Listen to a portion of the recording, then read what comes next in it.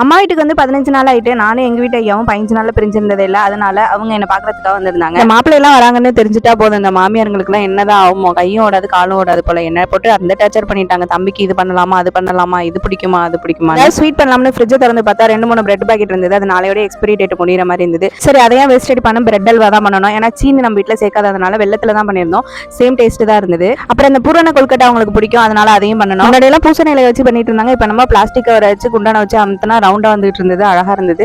இதெல்லாம் எங்க கத்திட்டீங்கன்னா யூடியூப் தான் அப்படின்னு சொல்றாங்க. அதுக்குள்ள எங்க வீட்டை ஏன் வந்துட்டாங்க. அவங்கள்ட்ட உட்காந்து பேசிட்டு அவங்க வாங்கிட்டு வந்த திங்ஸ் எல்லாம் எடுத்து அடுக்கி வச்சுட்டு இருந்தேன். ஃப்ரூட்ஸ் எல்லாம் வாங்கிட்டு வந்தாங்க. அப்புறம் அந்த பால்வாடியில கொடுக்குற சத்து மாவெல்லாம் அங்க கொடுத்துருந்தாங்க. அதெல்லாம் அத்தை வாங்கி கொடுத்துட்டு இருந்தாங்க.